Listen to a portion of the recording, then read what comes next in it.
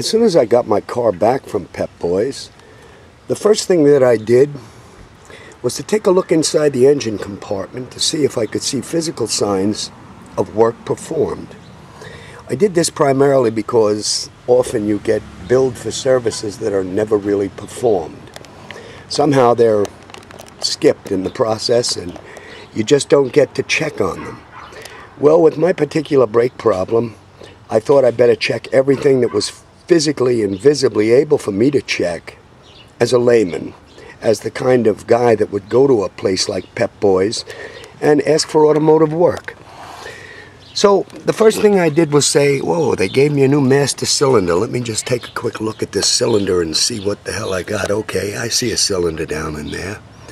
I see some colored dots on it. And, you know, I can pretty well tell that they touched that. You know, they at least fucking touched that component. And that makes me feel pretty good, because often, like I say, they just write these service contracts up and they just don't do what they tell you they're going to charge you for. But in this case, I said, let me focus on the reservoir. Let me check on the fluid level and see whether or not they topped off the fluids as they said they would do. I know they made a visual inspection because I can see how clean the reservoir is. I can see all the lines. They've degreased the whole area around the booster, pretty much of it. Actually, they could have wiped across the top. I mean, there's all kinds of sand and road shit that got left. But, you know, I guess the guy was in a hurry. It only took him 2 days to do the work. But here, let me reach down and open up this reservoir and show you what I'm dealing with. Wow. Now, what the fuck do you think that is? Damn. Is that a piece of licorice? Is that a turd? What the hell is that sitting in the top of my reservoir? You know, I'll bet you I know what it is. If I take a look at the inside of the cap, wow. Shouldn't there be a gasket in that cap? Shouldn't that piece of rubber right there be inside that cap on the reservoir, on the rebuilt master cylinder that I just paid $93 for? Knowing all the time that my original master cylinder really didn't have a problem. My problem started with getting the rear brake shoes replaced and the 2 rear wheels. From that moment on, I've had nothing but horror.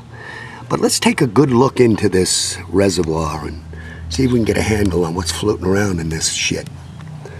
Incidentally, the reservoir is one of the most important issues to deal with when you deal with power steering. Why? Because the reservoir houses the hydraulic fluid that's used in the braking system. And one of the worst things that you can do to a system, to a brake system, is to contaminate the brake fluid with any petroleum-based product or moisture. Incidentally, the seal that's put in the top is to keep moisture and contamination from getting into the fluid. Because once that's done, a petroleum base will attack all the rubber componentry in the system and cause you to have radical brake failure, catastrophic brake failure that could cost you your life or the life of somebody out on the road. One of the points that they put in their contract is that they give a complete and thorough visual inspection to all the hydraulic components in your system. They give a complete visual inspection of your fluid level and things surrounding the master cylinder. You know, if they had only opened that cap at the start of this job and fulfilled their obligation to me with an inspection, any qualified mechanic that's worked brakes, that understands fluid and systems, would have said immediately, oh wow, I can tell you there's a problem. I can tell by the fact that the gasket or the grommet on the top was completely shredded when he opened it. Why? Because I took it in, and before I took it in, I said, well, let me do the first thing, check the fluid level. I checked the fluid level, and there I found the gasket. And then I said, oh well, I'll put this back on the top bring it in and tell them I need rear brakes. Because as a layman, that's as much as I knew. As I sat and waited for the brake job, in the 2 days it took to do it, I got on the internet and I studied up everything that I could about brakes. I did this because I needed to know what kind of a deal I was getting from Pep-Boyz. My odyssey started in April.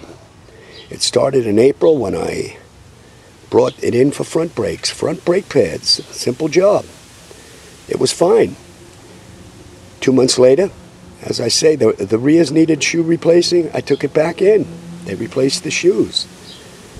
And then the rest of the continuing nightmare I'm going to cover further along in the video. Again, because as part of YouTube, I'd like to keep it as short as possible. But this is a chapter in my brake odyssey.